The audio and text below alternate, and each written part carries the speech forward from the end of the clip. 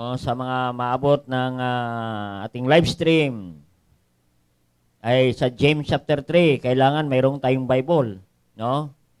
Blessed is he that readeth the word of God, that keepeth the book of prophecy. Yan. Pinagpala po, no, ang mga Kristiyano na nagbabasa ng salita ng Diyos. Amen.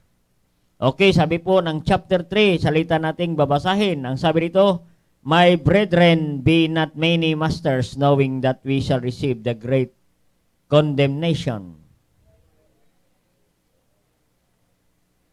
Where the same is a perfect man, and as able also to bridle the whole body. Behold, we put bits in horses' mouths, that they may obey us, and we turn about their whole body. Great and driven the pairs of winds, yet they are turned about with a very small hymn, whichever the governor listeth. Even so the tongue is a little member, and a boasted great thing. Behold how great a matter a little fire kindleth. The tongue is a fire, a world of iniquity. So is the tongue among our members, and defileth the whole body, and set it on the fire, the course of nature, and is set on the fire of hell." In verse 7, "On every kind of beast, and of birds, and serpents, and of things in the sea is tamed, and hath been tamed of mankind. But the tongue has no man tamed. It is unruly, evil, full of deadly poison.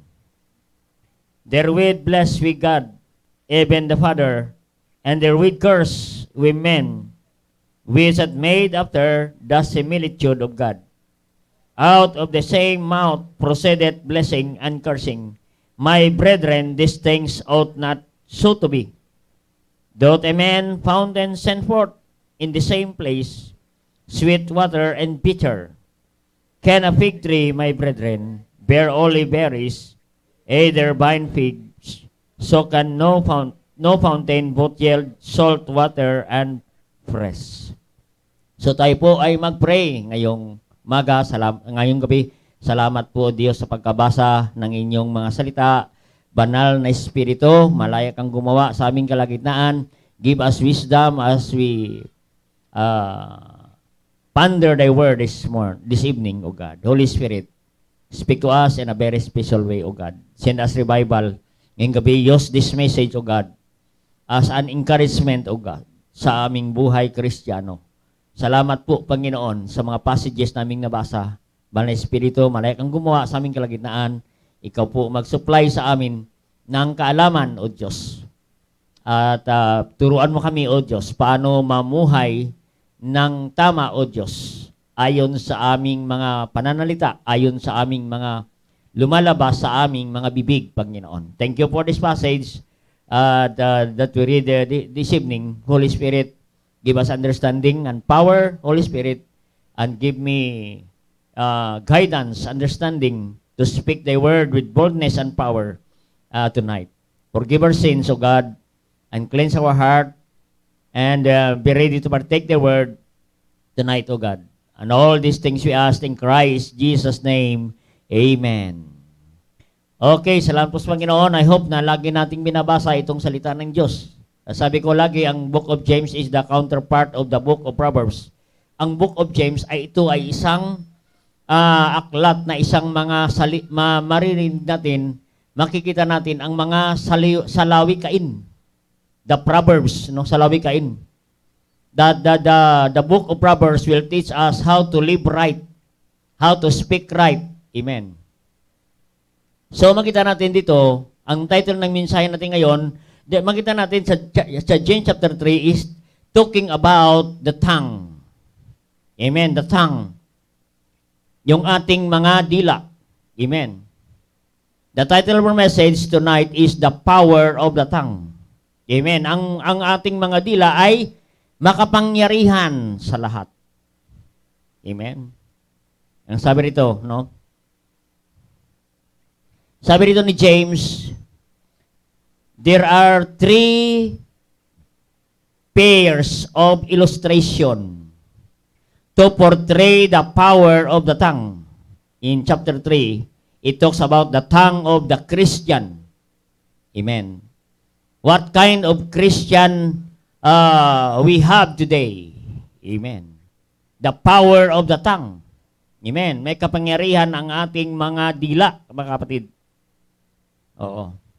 Yan ang pag-aralan natin ngayong gabi. Amen. May 3 paris na hinalimbawa ni James, 3 paris, ibig sabihin 3 anim na illustration ang pinapakita niya rito para maunawaan natin ang kapangyarihan ng ating mga dila. Amen. Ang ating mga pagsasalita. Yan, ibig sabihin niya, ng dila ay ginagamit sa pagsasalita. No? Kaya ang mga salita ay mayroong kapangyarihan. Amen. May kapangyarihan ang mga salita. Huwag kayo basta-basta nagsasalita. Hindi everyday, thousands of words we speak everyday sa buhay natin. Hindi natin alam ang mga salita na yan kung i-record natin. Thousands of words na binibitawan natin, kapatid. May kapangyarihan yan ang salita natin binibitawan everyday sa buhay natin. Amen. Kaya yan, mga kapatid, no? Minsan, nasadong mabilis tayo magsalita. Oo. Kaysa ating ginagawa. Pero hindi natin alam, ang salita ay may kapangyarihan, kapatid. So, makita natin, no? The great example of James dito sa ating binasa in verse 3 and 4. Basahin natin dito natin. Verse 3 and 4. Behold, we put bits in the horses' mouths. They may obey us as we turn about the whole body. Amen. Yung bits, yan ay nilalagay sa bibig ng kabayo. At yan po ang nagko-control sa kabayo. Kung gusto nating pakaliwa, kanan, hinto, yan po. Hawakan mo yan, Nakaano yan sa tali. Yan po. Mayroong kapangyarihan yan. Yung bit, Isa naman yung small helm. Small hem. Small hem. Silent L yata to. Small hem. Maliit bit. Put bits in the horses' mouths. Yung word the word bits itself speaks of small thing.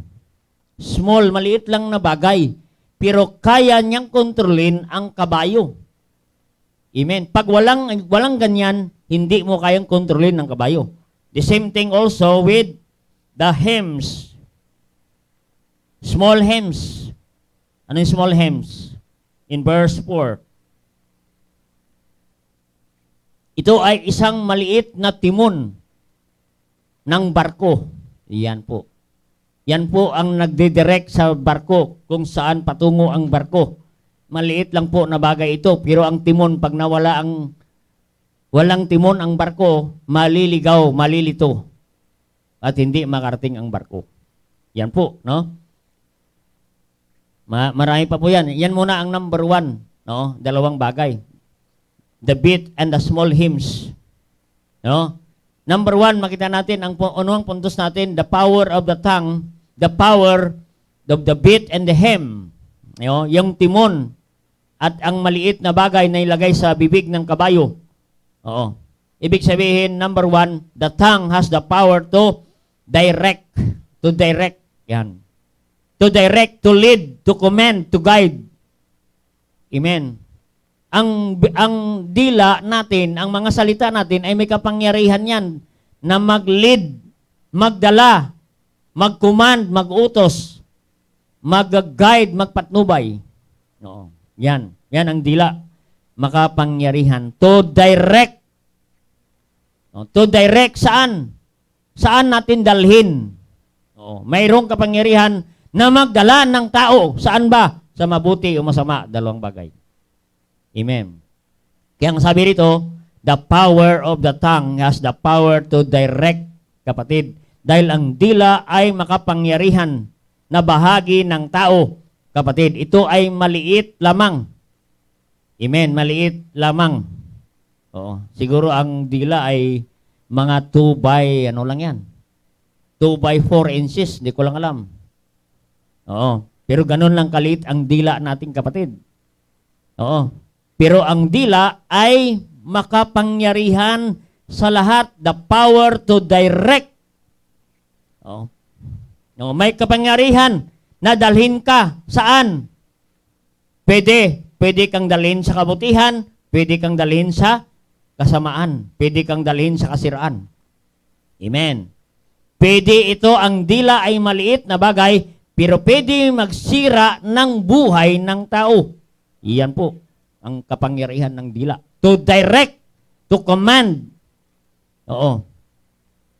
Pwede ito magsira ng tao, pwede ito magsira ng pamilya, pwede ito magsira ng mag-asawa, at isang araw sila maghiwalay dahil sa dila.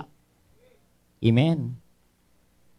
Kaya dito po pinaliwanag ni James kung paano natin ingatan ang ating mga dila. Ibig sabihin, in this verse, ay James remind every believer how to be careful. How to be careful in our tongue, in our speech, in our language. Yan po. Oo. Kasi may mga nagsabi, kasi prangkahan ako magsalita. But you are not careful. Amen. You are honest magsalita, but you are not careful. Because the tongue has the power to direct either, mga kapatid, saan? Sa kabutihan o kasamaan. Pwede mong dalhin. At ito po, ang dila ay pwedeng ikasasama mo at ikasasama ng tao, kapatid. Yan po. Oo. If we are not careful of our language, if we are not careful of our speech, speech is very important. Words is very important. Amen.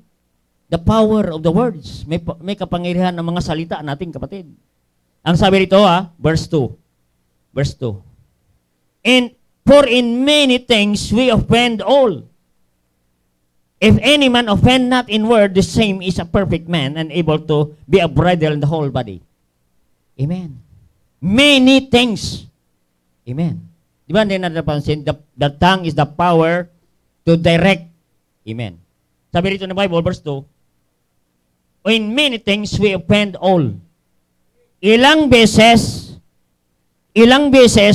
na inoffend mo ang tao dahil sa inyong salita. Hindi mo napansin, kapatid, na maraming kang na-offend. Nagsasalita ka lang, pero hindi mo alam, galit na yung tao sa iyo dahil sa inyong mga salita. Nakatawa-tawa ka pa, nakangiti ka pa, pero ang tao, dahil sa iyong salita na binitawan, galit na sa iyo. That's the power of the tongue. Kaya't marami pong mga Kristiyano na natisod, na-offend, nawala sa simbahan dahil sa mga salita nating binibitawan. Amen. Marami po natisod. Ang sabi ng salita ng Diyos, sa verse 2, if any man offend not in word.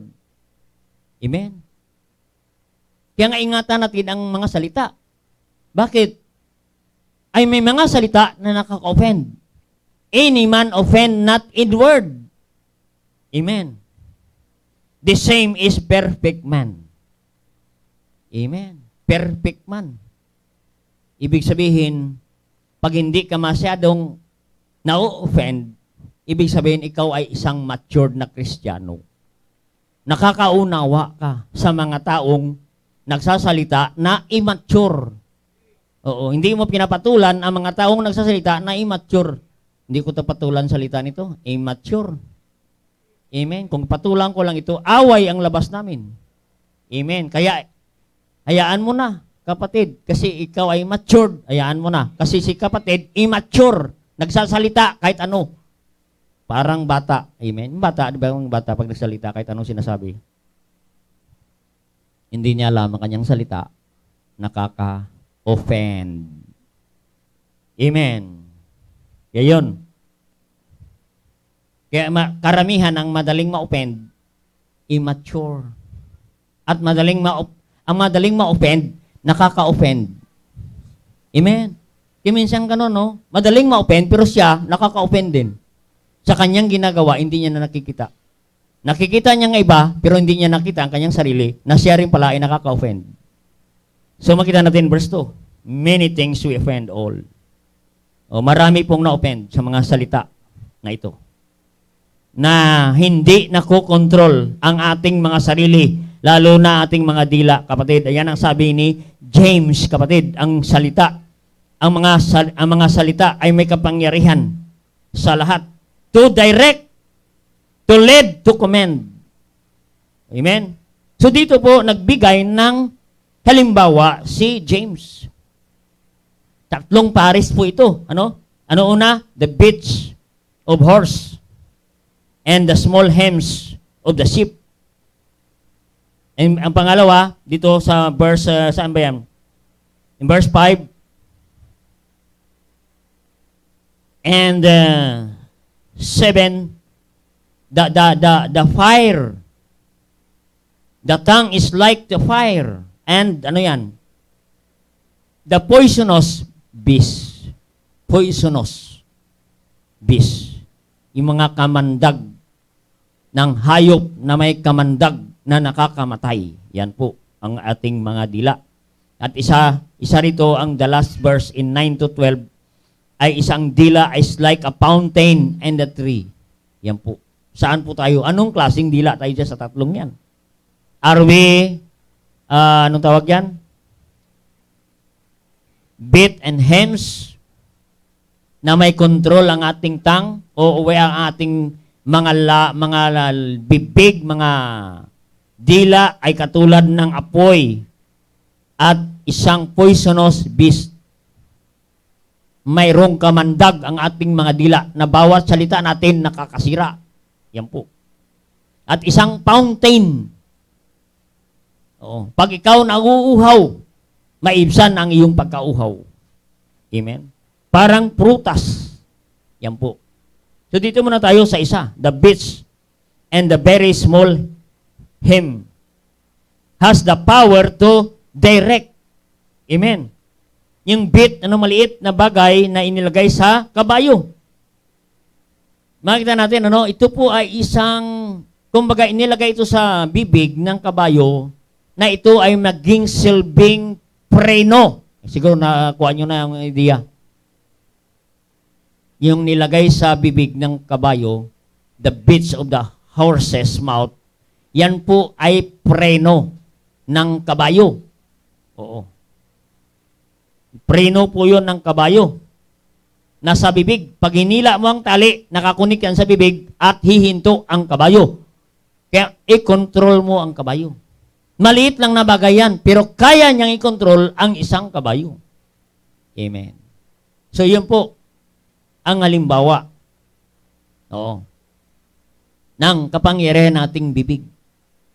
Na dapat ang ating bibig ay mayroong bit. Mayroong preno. Amen. May preno ka. Oops. Hindi mo na ako magsasalita. Hindi ko mo na sasabihin ito. Masasama ito sa akin. Masama ang loob nito. May preno ka. No. Pero kung walang bit, walang control, nako po, parating pala, tapos, patay, kapatid.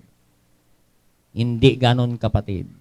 Hindi yan natin dinadaan sa mainit ng ulo, hindi natin yan dinadaan sa pagaling, sa matapang, kapatid.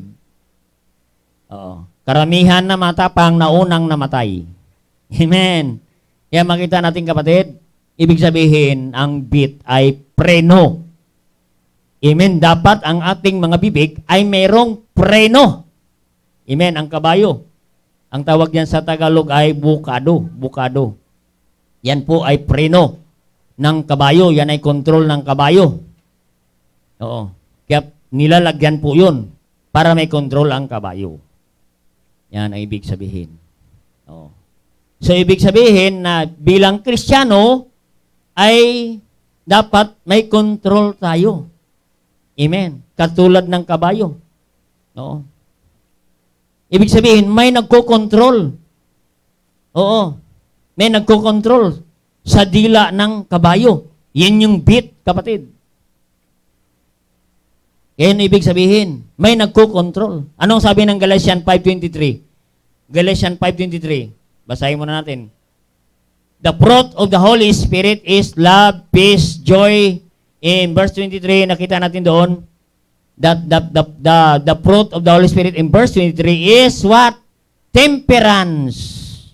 Ano ibig sabihin ng temperance? Self-control. Maraming Kristiyano walang self-control. Pero may Holy Spirit, ha? Amen. May Holy Spirit. Kung may Holy Spirit ka, kaya mong i-hold, kaya mong i-control sa pamagitan ng Banal na Espiritu ang iyong temperance. Amen? Maraming Kristiyano, very temper, mainit, walang control. Amen. Dapat tayo Kristiyano ay kontrolado, dapat tayo ng banal na Espiritu because the fruit of the Holy Spirit is temperance. The fruit of the Holy Spirit is self-control. Amen? May self-control. Gusto mo nang sugurin, gusto mo nang magsalita ng masama, gusto mo nang murahin, pero may Holy Spirit ka. Sabi ng Holy Spirit, oops, wag ka magsalita, mag-pray ka na lang. Amen. Oo. Kung wala kang banal na Espiritu, naku, nagwawala ka sa kalsada. Amen. Wala kang pakialam sa mga paligid, wala kang pakialam sa kapitbahay. Yan ang mga Kristiyano na walang banal na Espiritu. Yan ang Espiritu ng mga unsaved. Amen. Yan unsaved. Ugali ng mga unsaved yan. Makakita ng Kristiyano, ganun. Amen. Oo. Kailangan maligtas yan. Amen. Baka hindi ligtas yan. Kasi mga kapatid, ang tunay na anak ng Diyos ay mayroong espiritu ng pagpipigil.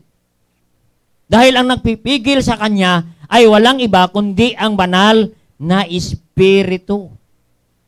Amen. Banal na espiritu. Tingnan natin sa Romans 8:18. Romans 8:18. Ang sabi diyan, Romans 8:18, I reckon. Tama ba yan? Romans 8:14. For as many as led by the Spirit of God, they are sons of God. For as many are led by the Spirit of God, they are the sons of God. Amen.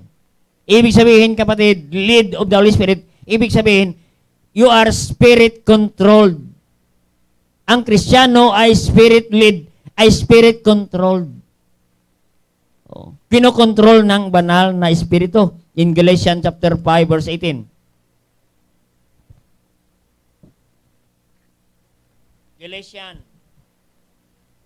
Galatians chapter 5, verse 18.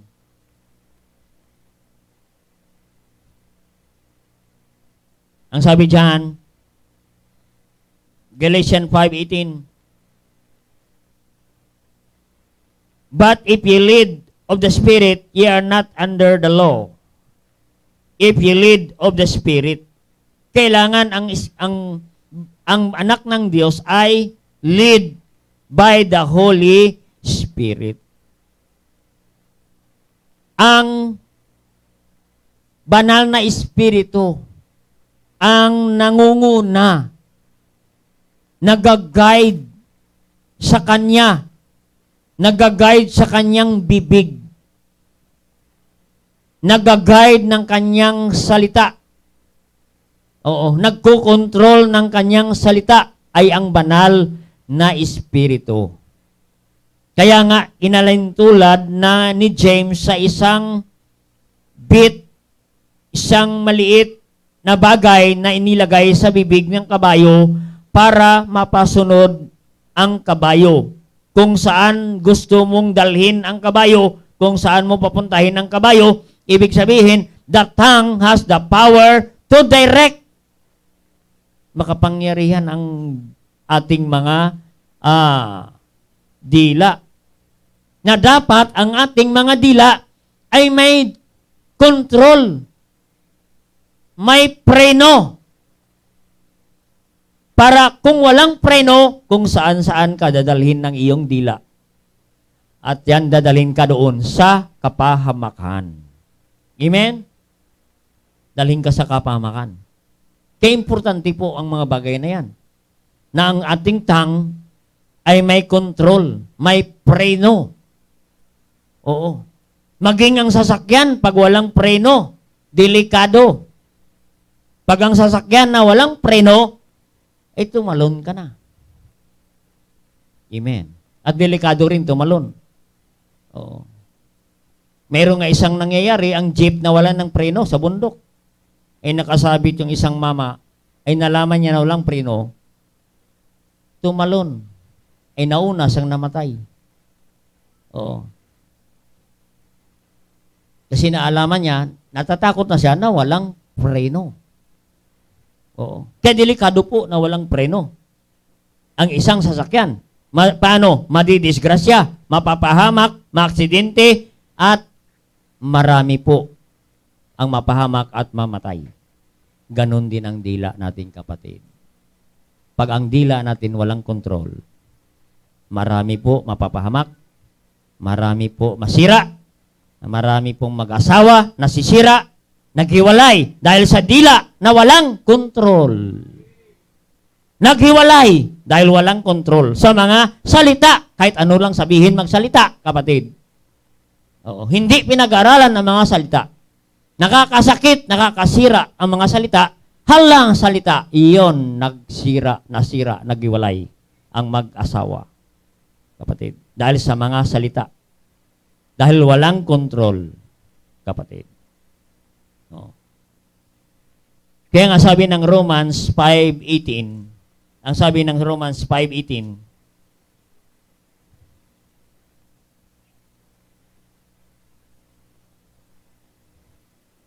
tama ba ito? 5:18, di ah. Ang sabi ng 8:14, dapat 8:14. Ano ang gagawin? Dapat ang ating mga dila ay kontrolado ng banal na espiritu. Baka hindi ito Romans 5:18, baka Galatians 5:18. Tingnan natin Galatians 5:18. Tama ba? Galatians 5:18. Yan, 5:18. Hanggang 17. If the flesh lusteth against the spirit against the flesh. They are not contrary one to another, so ye cannot do the things the world. Ang sabi ng verse 16, walk in the spirit, ye shall not fulfill the lust of the flesh. Walk in the spirit. Yan. Sa Galatians 5:16. Yan. Paano gagawin, kapatid?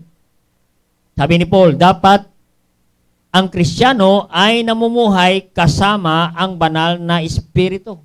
Walk with the Spirit. Ibig sabihin, ang ating buhay ay kontrolado ng banal na espiritu. Ang sabi ng Romans 8:14, Spirit-led Christian. Amen. Spirit-led Christian. For as many are led by the Spirit of God, are the sons of God. Bilang anak ng Diyos.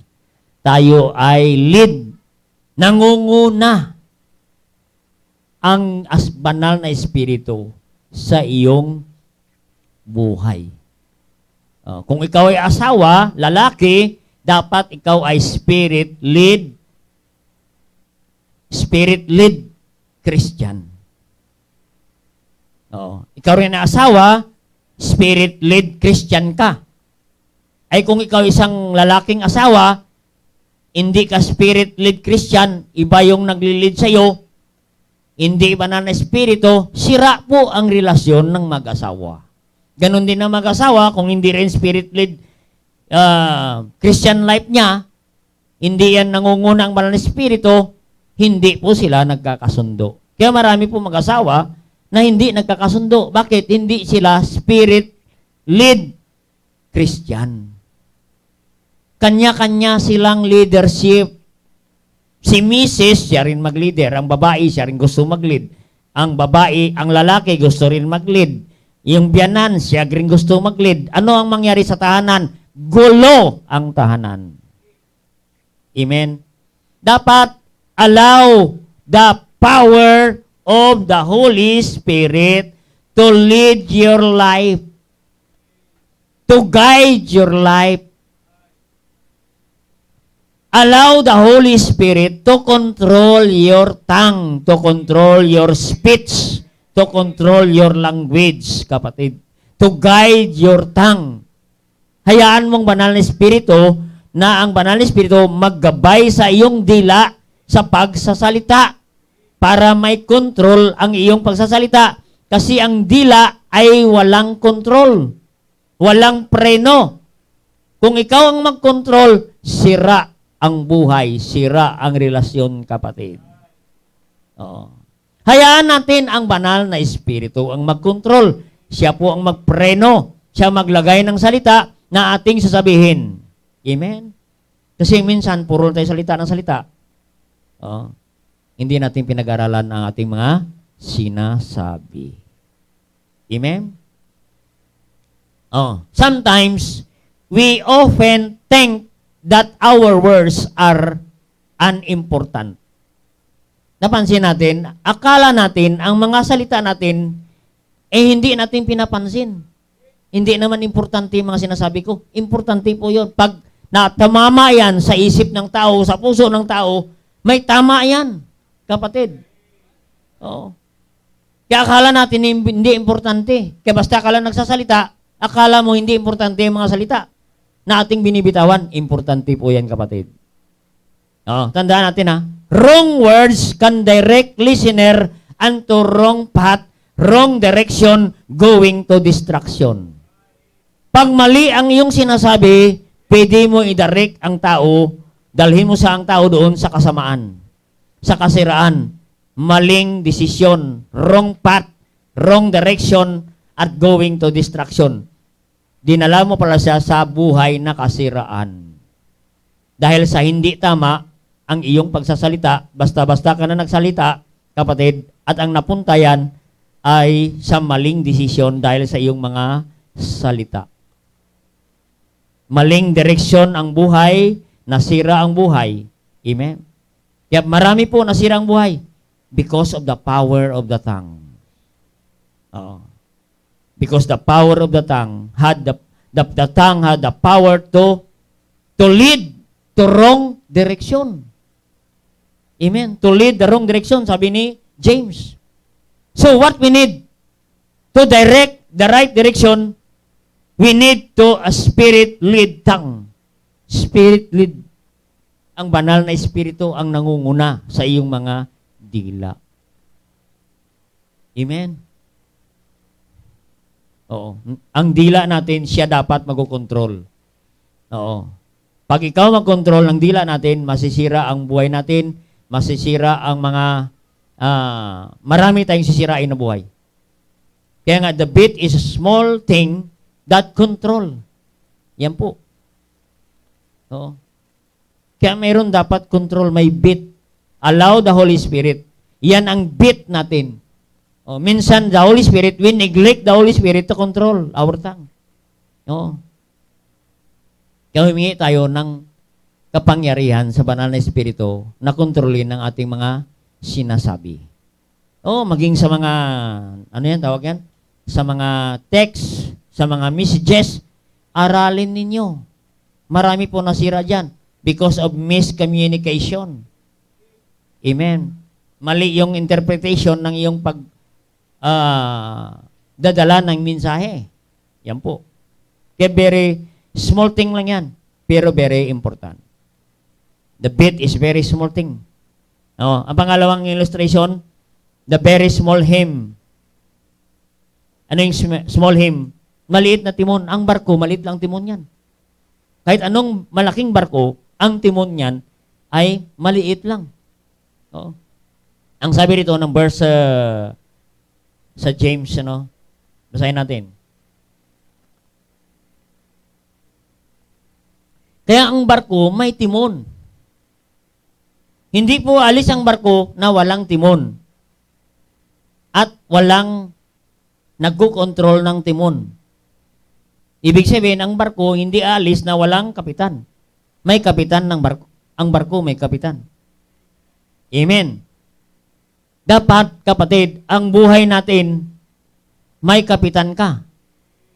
Amen. The captain of our life must be our God, the Holy Spirit. Yan po ang captain. Yan po ang timon. Siya po ang nagkukontrol ng timon ng ating buhay. Amen. Kung ang Diyos ang captain ng buhay mo, siya ang hawak ng timon ng buhay mo, sigurado mapaganda ang buhay mo, kapatid. Pero kung ikaw ang hawak ng timon, baka maligaw-ligaw ang barko. Maliligaw ang pamilya mo, maligaw ang asawa mo, maligaw ang anak mo, dahil ikaw ang nagkokontrol ng timon. Baka kung saan mo dadalhin. Ang sabi ng verse na yan, verse 3.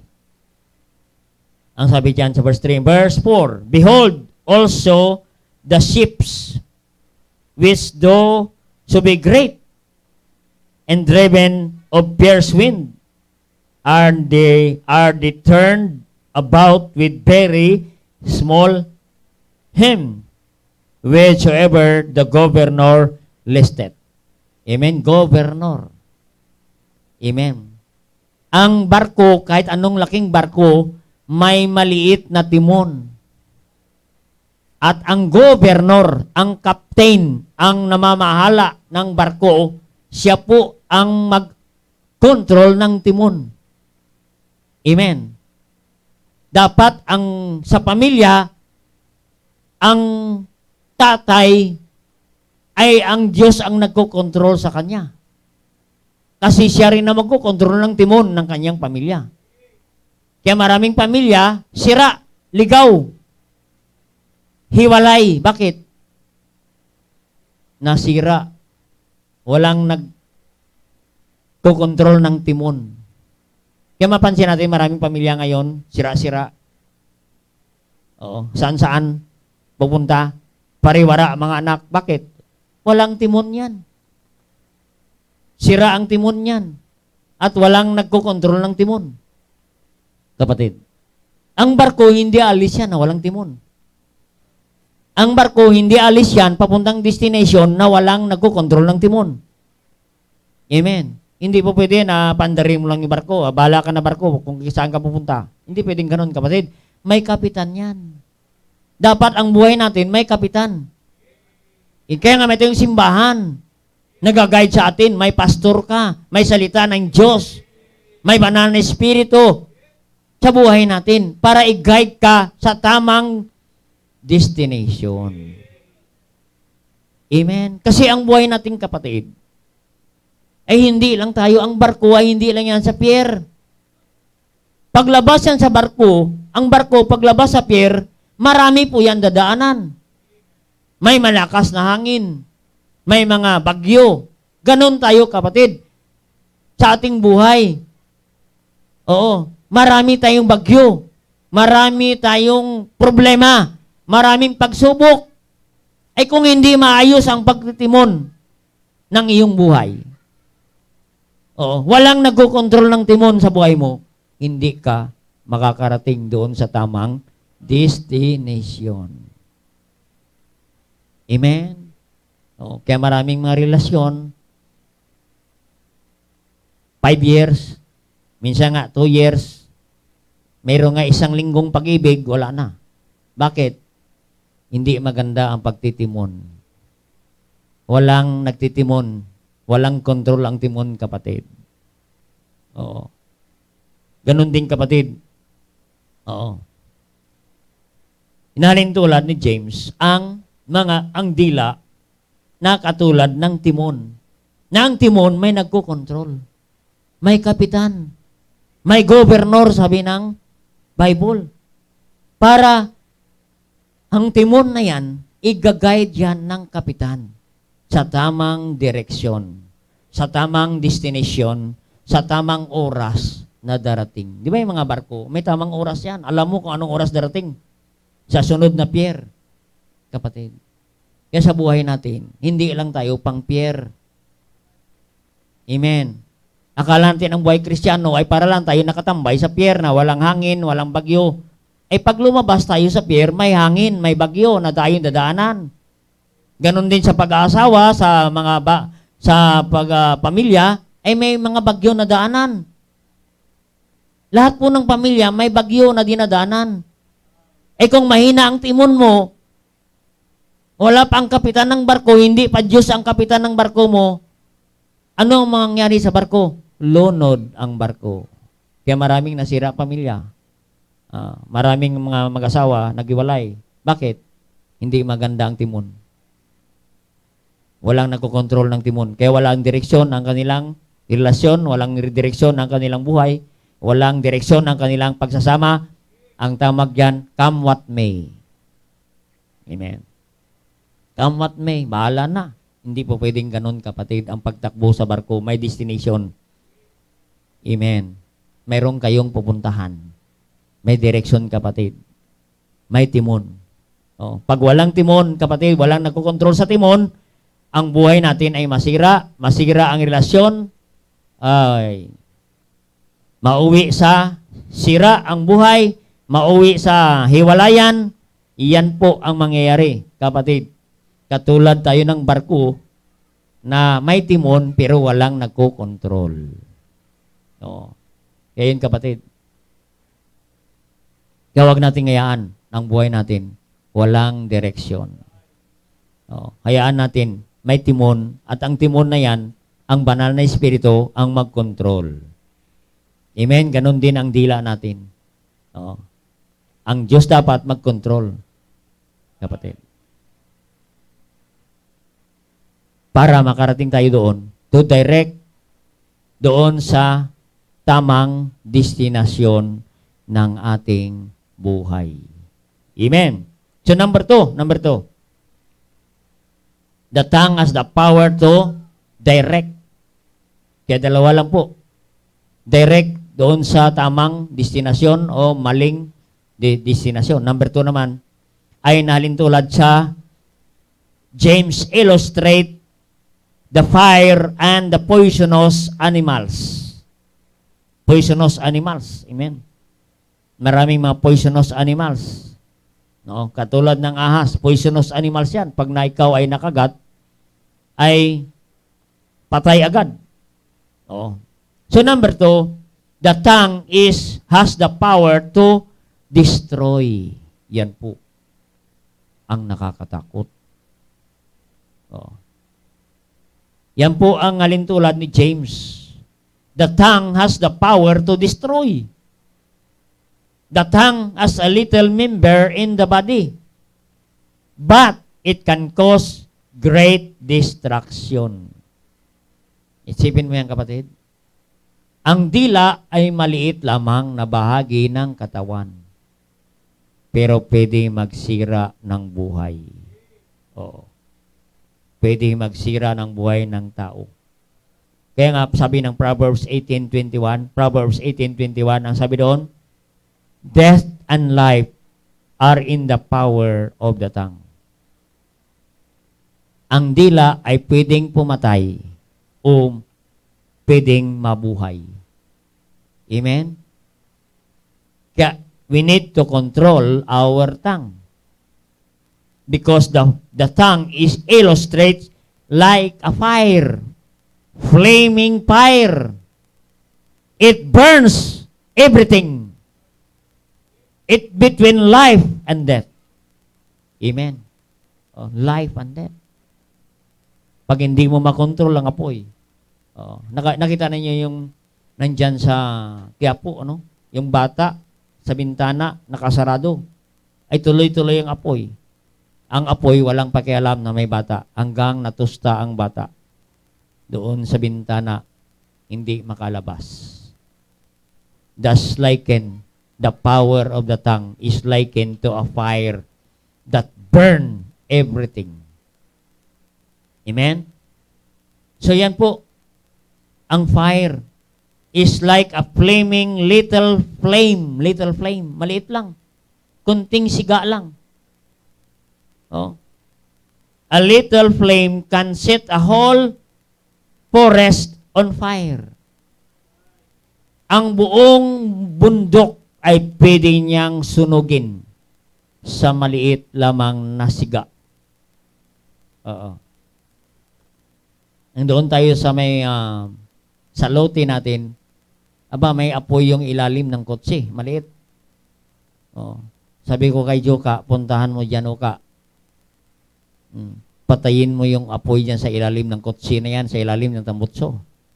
O, tinawag yung may-ari. Maliit lang na apoy, kapatid. Pero sabi ko, unti-unti na po, lumalaki. O, sumisiga na. At sabi ko isang, mamaya kunti yan, ang kotse na yan, sunog na. O, biro mo yan. Tinawag yung may-ari, pinatay, binuhusan ng tubig.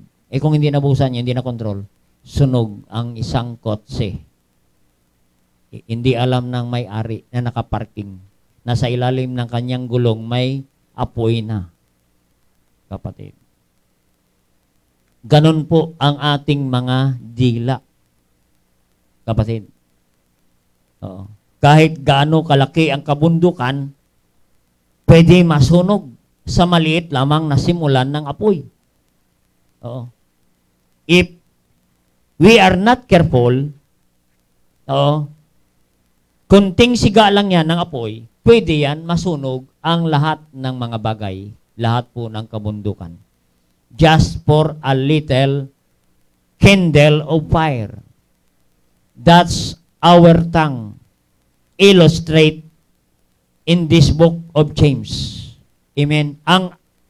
Ang dila ay parang apoy na sumisiga at pwedeng magsira ng buong pamilya, buong kasamahan, buong simbahan, buong isang relasyon. Kapatid, pwede niyang sirain. Fire. Amen. In Proverbs 16:27. Proverbs 16:27. Anong sabi ni Solomon? Proverbs 16. Kaya nga si Solomon at si James ay mayroong mga kahawig. 16 verse, saan ba yan? 27. Oh. Proverbs 16:27. An ungodly man diggeth up evil, and his lip there is a burning fire. Ungodly. Yan. Ang ugali ng ungodly, no? Sana walang Kristiyano na gano'n, no?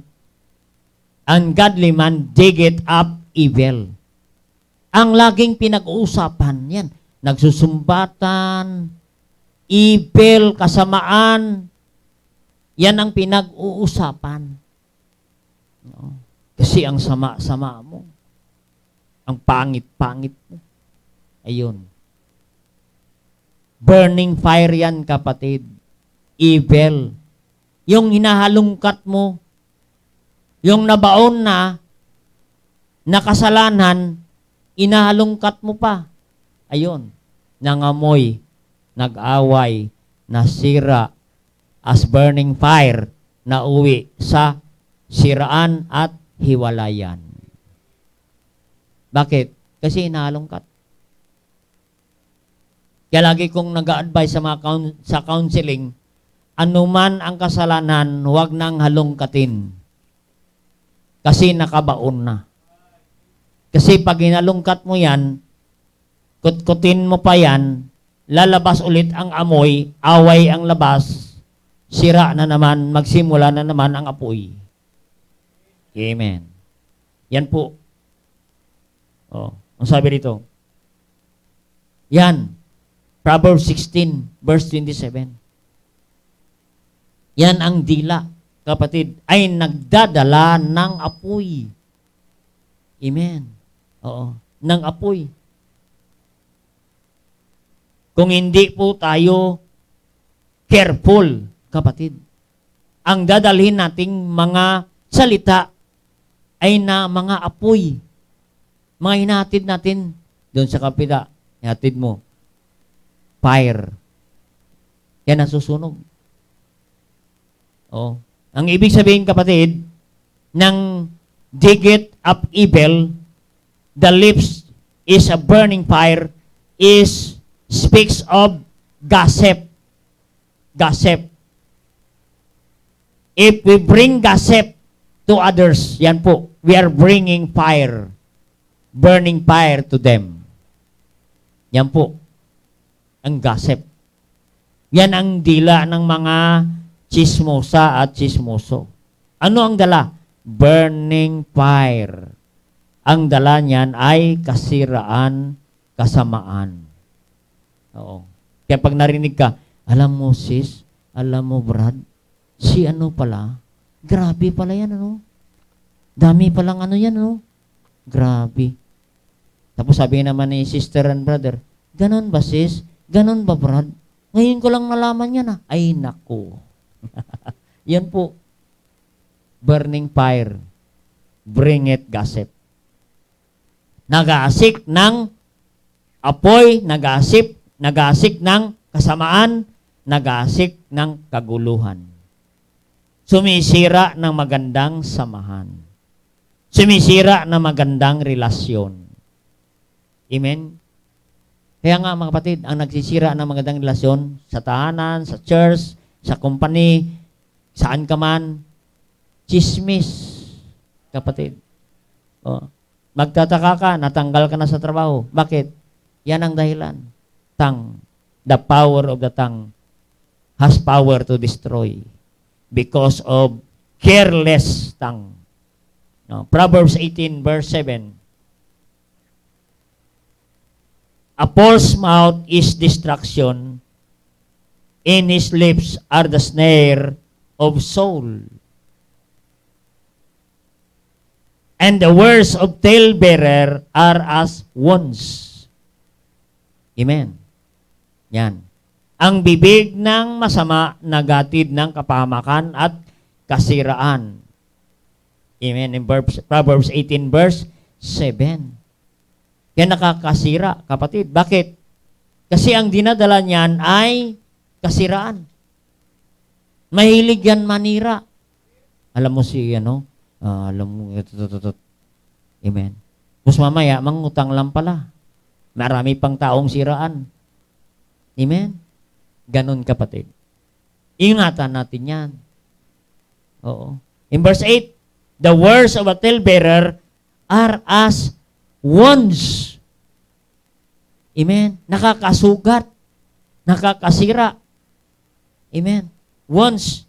They go down in the innermost part of the belly. Amen. Oo. Di ba ang gossip ay gustong-gusto ng lahat pag-usapan? Oo. Hindi matapos ang araw pag yan ang pag-usapan. Oo. Pag nagsama-sama mga talebearer, hindi Oo. Nagsimula ng sunrise, sunset na, hindi pa tapos. Kasi ang sarap ng usapan. Pag Bible, inaantok. Pag pinag-usapan ang buhay ng may buhay, hindi natatapos. Hindi ganon, kapatid, ang Kristiyano. We are bringing the fire can burn the whole forest.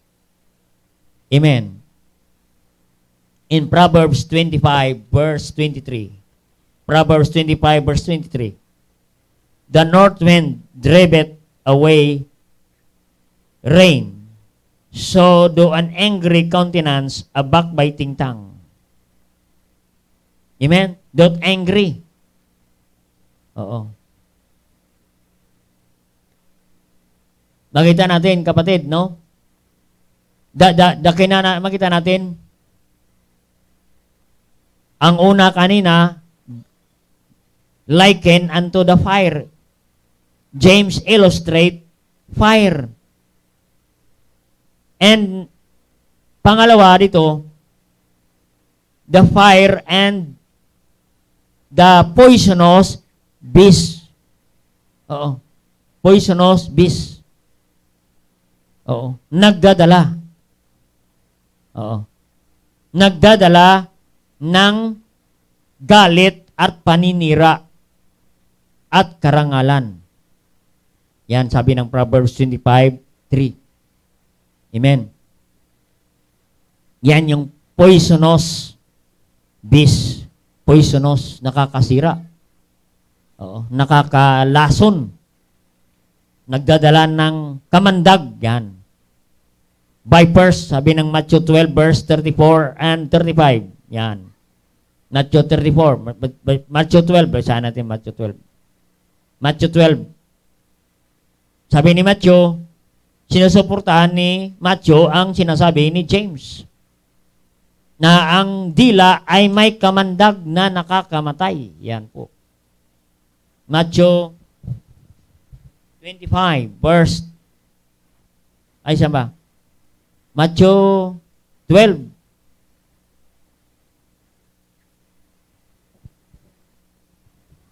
34.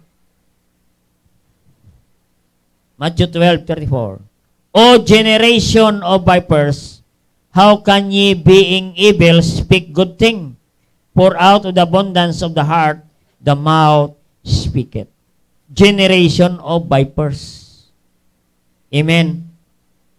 Ang dala ng itong mga poisonous beast, ang dala niyan ay evil things, kasamaan. Hindi yan nagdadala ng kabutihan. Hindi yan nagsasabi ng kabutihan sa tao. Ang sasabihin niyan, lahat ng kasamaan ng tao, yan ang kanyang sasabihin. Para ano? Para mapagtakpan ang kanyang kasamaan.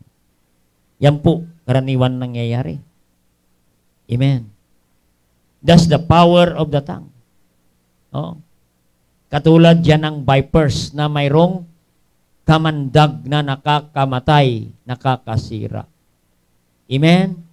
So makita natin, that's the power of the tongue. The power of the tongue has the power to destroy lives, destroy relationship, destroy the church. Kapatid. Kaya that's the power of the tongue. What poison can spread, can bring our tongue. Amen? At ilang buhay ang sirain natin, kapatid, kung ganito tayong klaseng Kristiyano. Amen? Oh. Yung mga salita na hindi natin pinag-iisipan. In Proverbs 12, yung poisonous tongue, Proverbs 12, verse 18. There is that speaketh like piercing of a sword, but a tongue is a wise. The tongue of the wise is health. Amen. Makita natin? Oo. Yung piercing, the tongue of the speaketh piercing of a sword. Amen. Yung magsasalita ng masakit, parang sword na nakakasugat. Yan po ang ibig sabihin ni James, ni Solomon din.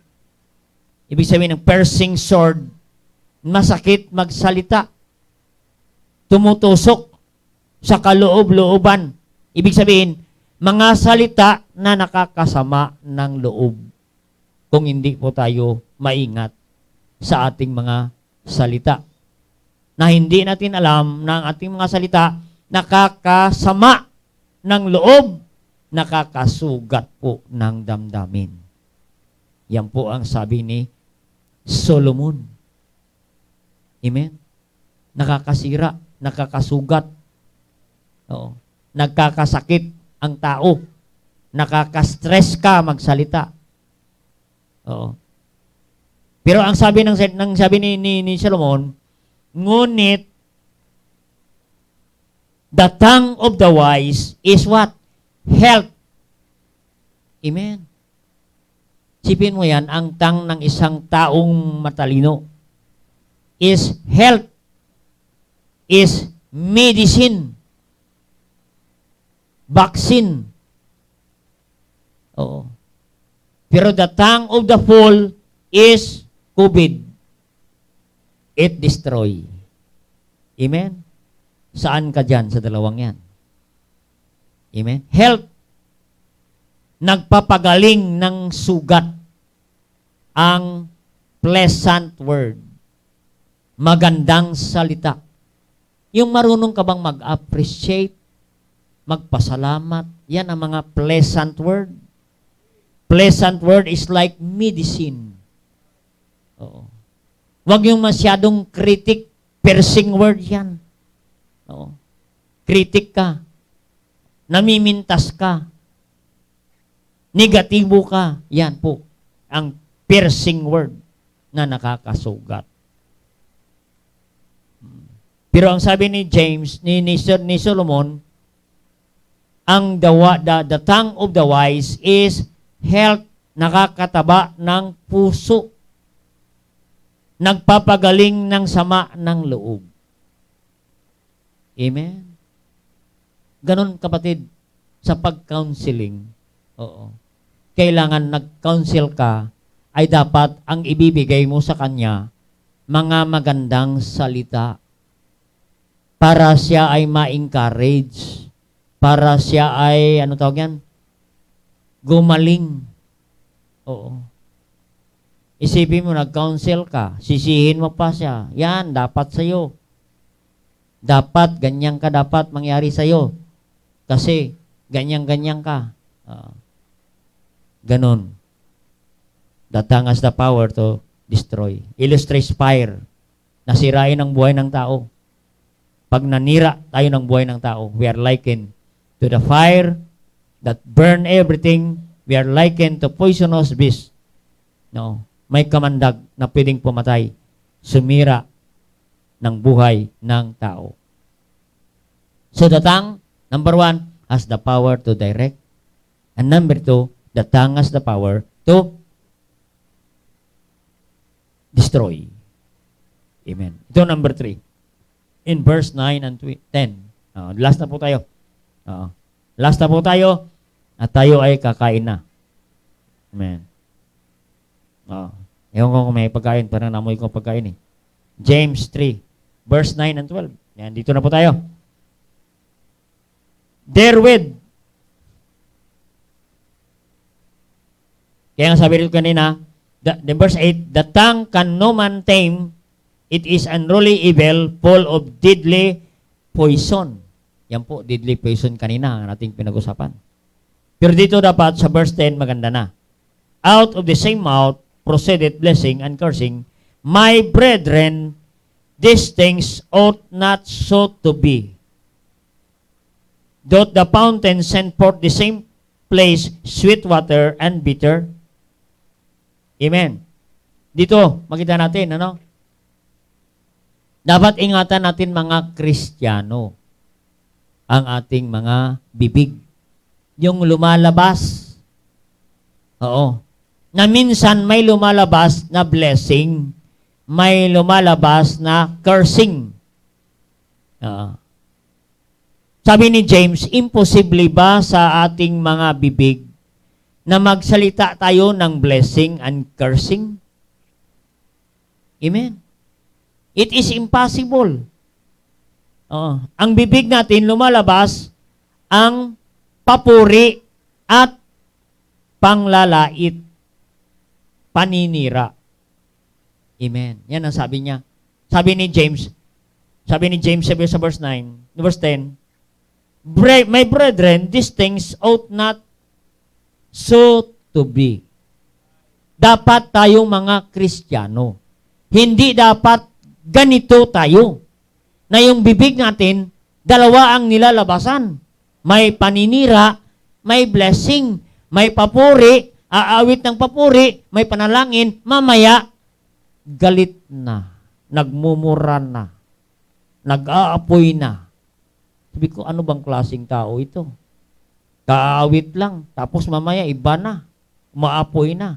Sabi ni James, huwag kayo dapat, kapatid, maging ganyan.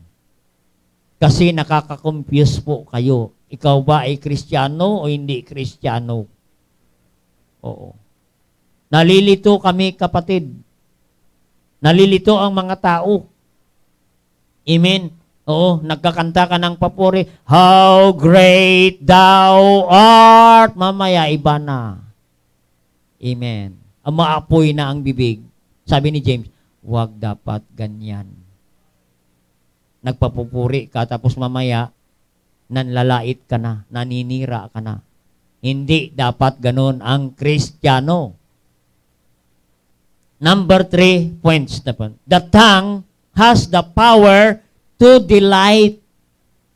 Ang ating mga dila ay mayroong kapangyarihan. To delight. Ano ibig sabihin ng delight? The source of encouragement. Na ang dila natin ay nakaka-encourage. Ang mga dila natin ay nakaka-comfort. Ang mga dila natin ay nagbibigay ng kasiyahan. Oo, pag ikaw ay ang nandyan, naging masaya ang grupo. Pag dumating ka, naging malungkot na ang grupo. Yan po, delikado. Amen? Nasisira ang grupo pag nandyan ka. Kasi dalawa ang iyong kasarian. Amen? Hindi dapat ganun, sabi ni James, na dalawa ang iyong kasarian. Na nagdadala ka ng kasiyahan at mamaya nagdadala ka ng kasiraan. Yan po. No. Hindi dapat lumalabas blessing and cursing. It is confusing. Katulad sabi ni James sa Tagalog, ang bukal ay isa lang ang lumalabas na tubig. Sabi rin ni James, sweet water. Sabi ng verse 11, the fountain sent forth the same place, sweet water and bitter. Pwede bang ganun? Sabi ni James. Dalawa ang lumalabas sa isang, ano ang sabi ng fountain? Yung isang, ano ibig sa Tagalog ng fountain? Yung bukal. Yan, bukal. Kasi ang bukal, masarap mineral water. Masarap po ang tubig. Maibsan ang iyong uhaw. Oo. Hindi yung parang ano yan. Maasim. Yan po. Ibig sabihin ni James, ang bukal ay hindi pwede lumabas ang matamis na tubig at maalat na tubig. Eh kung ikaw ay Kristiyano, dalawa ang lumalabas mo, may matamis na tubig at may maalat, aba, iba kang Kristiyano. Pwede bang ganon? Sabi ni James. Oo. Sabi ni James, hindi dapat ganon ang Kristiyano. Because the tongue has the power to delight, to give joy, to give pleasure, to give contentment, to give satisfaction, to give comfort, to give encouragement. Yan po dapat. Oo. Ang mga bibig natin. Hindi yan puro kasiraan, hindi puro panlalait. Ang ibig sabihin. Oo. Yan po ang ibig sabihin ni James in Proverbs 18 verse 4. Malapit na po tapos. Proverbs 18 verse 4. Tatapusin ko na po ito. Ang sabi, the words of a man's mouth are as deep waters and a wellspring of wisdom and flowing brook. Amen? Ba, maganda ito kapatid. Pag nakakita ka ng Kristiyano, no? Nakapagbigay ng delight. Ano yung delight? Meron tayong iniinom na delight eh. May Yakult na delight. No? Nakaka-refresh ang mga salita, ang mga bibig ng mga taong nagsasalita ng magandang salita. Katulad sila ng deep waters. Malalim. Ibig sabihin ni James, ay sinagsabi nito, si Solomon, oo, maganda itong kasama. Oo, yung taong ito, na deep waters, marami, malalim ang waters. Ibig sabihin, kapatid, masarap itong kasama. Marami kang makukuha. Deep waters eh. Marami kang matutunan sa taong ito. A wellspring of what? wisdom as flowing brook. Amen? Oo. Magsama kayo sa mga tao na maraming wisdom. Marami po kayong matutunan. Oh, gusto ko sa mga taong katabi ko, kausap ko, mga taong may mga malalim na wisdom. Marami kang ideas na matutunan. Oh. Pero kung sasama ka sa mga chismosa, wala kang matutunan kundi kasiraan. Pero kung sasama ka sa mga taong wise, doon marami ka pong matutunan. Wellspring of wisdom. Para kang naguhukay ng ginto, kapatid. Yan po ang sabi ni Solomon. Bukal ng karunungan parang umaagos sa batis. Oh, dapat ang lumalabas sa bibig natin ay punong-puno ng kaalaman. Ideas. Oh, marami kang matutunan sa mga taong ito. Amen? Dapat tayo ay isang Kristiyano that gives a living water. Oo, living water. Yan dapat ang lumalabas sa ating mga bibig. Ay katulad din tayo ng isang, halintulad din ni James, katulad din tayo ng kahoy. Tingnan natin dito.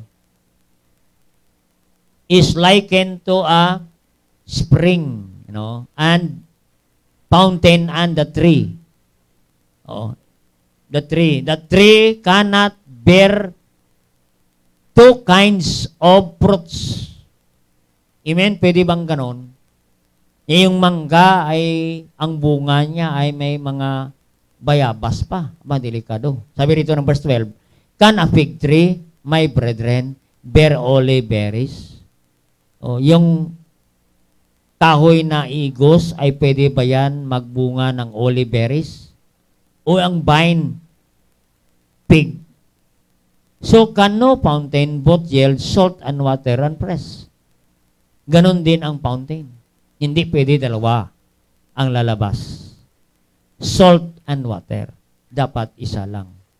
Dapat ang lalabas sa atin ay fountain, living water, refreshing, kapatid. Yan po. No. Ang dapat. Na ang ating mga bibig ay laging maririnig ang mga papuri at pasasalamat. Yan po. Praising and thanking to the Lord. Amen. Dito po tayo sa last verse, sa Hebrews 13:15. Hebrews 13:15. Hebrews 13:15, last verse natin. By Him, therefore, let us offer the sacrifice of praise to God continually, that is the fruit of our lips, giving thanks to His name. But to do good and to communicate, forget not for its sacrifices, God is well pleased. Ang sabi rito, dapat ang mga Kristiyano ay laging pagpupuri na marinig sa ating mga bibig at laging pasasalamat sa ating Panginoon. The tongue of spiritual, always praising and thanking to the Lord. Amen? So, conclusion, don't allow Satan, don't permit Satan to use our tongue, kapatid. To use our tongue. Why? Because wrong word lead people to astray or to destroy. Ang masamang salita ay nagpapahamak lamang ng tao. So James, we need to consider his 6 example. Ano kanina yan? The bit and the small hem. The fire and the poisonous beast. The fountain and the tree. 6 po ang illustration. Ano yan? The power to direct. Yan po ang bit and small hymns. The power to destroy, yan po ang the tongue of the fire and bring poisonous beast. And number 3, the tongue has the power to delight. It gives fountain and fruits. Amen. To satisfy our spiritual. Amen. Spiritually. Amen. So, saan po tayo dyan? Saan, anong klaseng dila ang mayroon tayo na tinuturo ni James? In 6 illustration portrayed by James tonight, ikaw po ang nakakalam sa mga bagay na ito, kapatid. Amen? That's the power of the tongue. Power to direct, power to destroy, power to delight. Saan po? Anong klaseng tongue meron tayo, kapatid? Hindi pwede dalawahan. Blessing and cursing. Kailangan bilang Kristiyano, blessing. Fountain, living water. Nakaka-encourage, nakaka-enjoy. It please God sa ating mga bibig, kapatid, sa ating mga sinasabi. Be careful of our speech. Yan ang gusto ni James sa atin. Ingatan natin ang ating mga pagsasalita. Dahil ang pagsasalita ay makapangyarihan. Pwede magsira, pwede mag-encourage ng tao o ma-discourage ang tao, kapatid. Tayo po ay mag-pray na. Dakilang Diyos, thank you God for your great message tonight. The power of the tongue. Salamat, Panginoon, sa inyong mga salita. There are 6 things that James portray sa aming buhay. Anong klaseng tongue meron tayo, kapatid? Are we blessing or cursing? Are we destroying? Or to direct, guide, either good or evil. Sige po, abang tinutugtog ang awit pa niya. If the Lord speak to you through this message,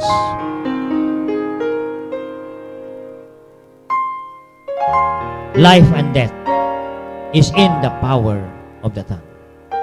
Be careful. Don't be careless of our speech. Be careful.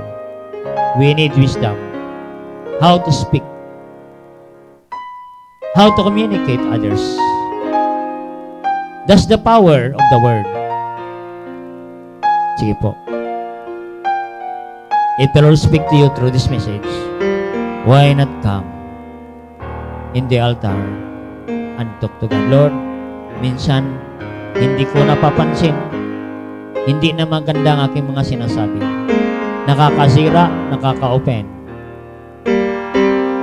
nakaka-discourage. Why not come in the altar and make commitment to God that use our tongue to be a blessing to others. Not cursing others, not to offend others, not to destroy others, but rather, I use my tongue to praise your name, to bless others, to encourage others, to comfort others. Sige po. Gamitin natin ang ating mga dila to comfort, to encourage others. Sige po. Kausapin natin ang Diyos.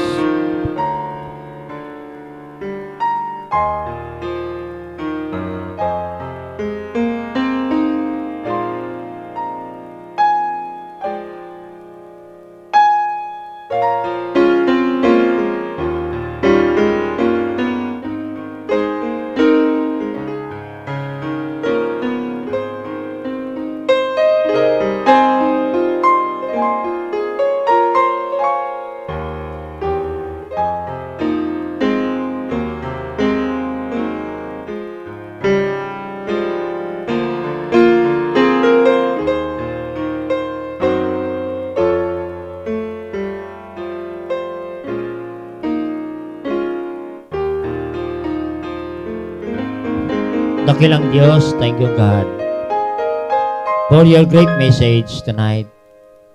Thank you for the power, Holy Spirit.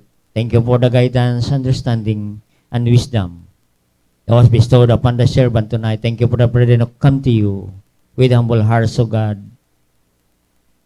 and making commitment to you, O God, to use our tongue for your glory and honor to thy name, O God, to use our tongue to encourage others, to comfort others. Salamat po, Panginoon, sa inyong mga salita. Salamat sa mga kapatiran. Ang dalain ko, Diyos, maging blessing po kami sa aming mga salita, Panginoon. Salamat po sa mga wisdom na pinagkaloob mo sa amin ngayong gabi. Salamat po sa manak ninyo, Panginoon. At dinadulog ko pong lahat sa inyo, ang lahat ito aming dalangin. In Jesus' name we pray. Amen. Praise God. I hope you learned something tonight. Amen. Silence is wisdom. Amen. If you have nothing to say, which is good, keep your mouth shut and to be a blessing to others. Amen. Okay, salamat po sa Diyos at pagpalain po tayo sa ating pagbibigayan. Amen. Salamat po sa mga kapatid na patuloy na nagmatapat sa pagbibigay. Amen. Yan po ay ginagamit natin sa gawain ng Panginoon. Amen. At itong linggo ay mayroon tayong pinapaayos na upholstery at mayroon tayong muling bagong by Friday ay mayroon tayong 10 upuan na nalalagyan natin ng upholstery. Upholstery. And we spend 5,500 for upholstery. Kaya magagamit na po natin yan sa Friday. Sa next fellowship natin, kapatid. Magagamit na po natin ang 10 upuan na bago po ang upholstery. Amen. Please continue to give for God's glory. Amen.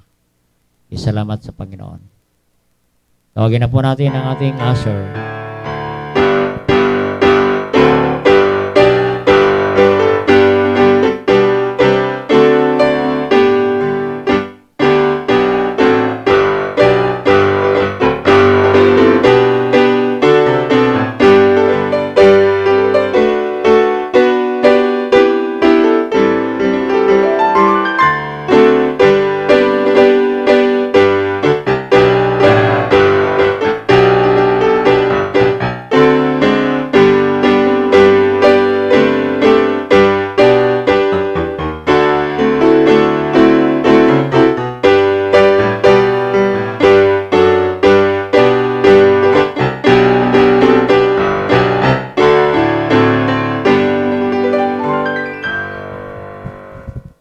Amen. Tayo po ay manalangin sa ating pagkakaloob. Dakilang Diyos na makapangyarihan sa lahat, Panginoon.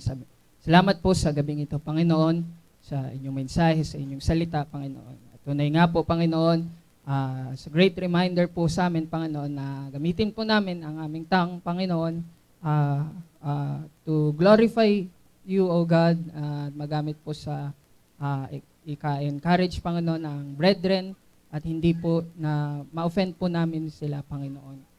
And dalangin po namin, give us wisdom, Panginoon, sa aming pananalita, Panginoon, at patuloy po kayong manguna, Panginoon. And salamat po sa pastor, patuloy pong ginagamit sa amin, Panginoon, upang ibahagi ang inyong mensahe, Panginoon. At dalangin po namin sa aming pagkakaloob ngayong gabi, Panginoon, pagpalain niyo po ito, Panginoon, at magamit pa po sa ilalago ng inyong bahay-sambahan, Panginoon, at saka ika-aabot, Panginoon, ng mga tao, Panginoon, na hindi pa nakakakilala sa inyo, Panginoon. Dalangin niyo rin po, Panginoon, ang mga magbibigay, kayo po magpala po sa kanila, magbalik ng mga pagpapala po sa kanila sa kanilang pagbibigay, Panginoon. At anuman po kasalanan, nakikita niyo po sa aming puso't isipan, patawarin niyo po kami. Salamat po sa lahat, salamat po sa kaligtasan. Ito lang aming samad dalangin sa tanging pangalan na Jesus. Amen. Amen. God bless as you give. Amen.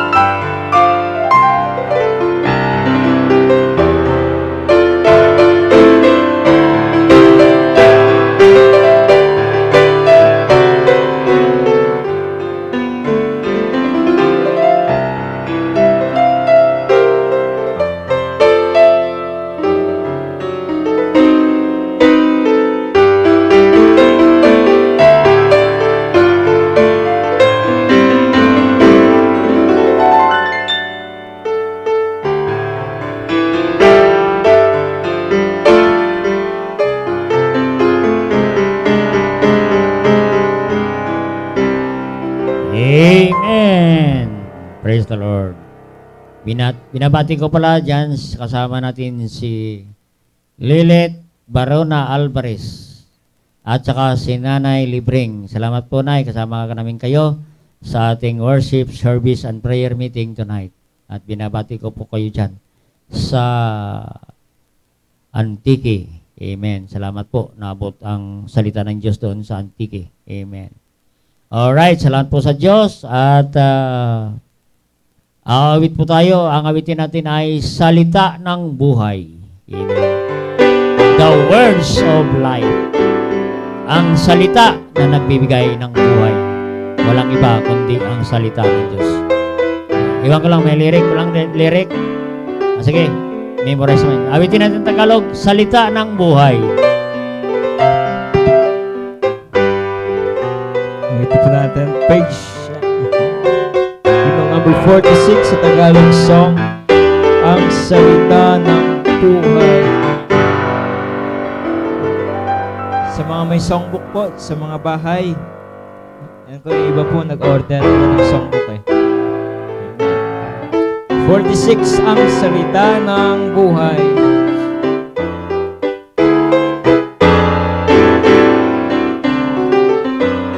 Amen. On the first verse, all the others say, nais kong laging marinig ang salita ng buhay. Ang Diyos ay makanig sa salitang buhay. Buhay at kaligtasan ang aking natutuhan. O kay ganda, o kainam ng salitang mula sa Diyos. O kay ganda, o kainam ng salita ng Diyos. Si Jesus ang nagbibigay ng salita ng buhay. O may salaningging tunay ang salitang buhay. At ikaw ay sasabit sa tahanan sa langit. O kay ganda, o kainam ng salitang mula sa Diyos. O kay ganda, o kainam ng salita ng Diyos. On the last verse, ang Ebanghelyo ay ningking, ang salita ng buhay. Ang patawad ay kakamtin, yung tunay. At ika'y magpasakop kay Kristong manunubos. O kay ganda, o kainam ng salitang mula sa Diyos. O kay ganda, o kainam ng salita ng Diyos. Amen. At tayo po ay magwakas panalangin. Ama naming Diyos na mapangyarihan sa lahat, Panginoon, nagpapasalamat po kami sa ginawa niyo po sa gabing ito, Panginoon. Kami po ay sama-samang nakapanalangin, Panginoon, sa inyo na dalog ang aming mga pangailangan, papuri sa inyo, Panginoon. Salamat higit sa lahat sa mensahe na iniligay niyo po sa aming puso at nawa ay madala po namin ito, Panginoon, habang kami po, Panginoon, ay narito, Panginoon, sa lupa at patuloy na nakipaglaban, Panginoon, at nagpapatuloy, Panginoon, sa paglilingkod sa inyo. And Lord, we pray once again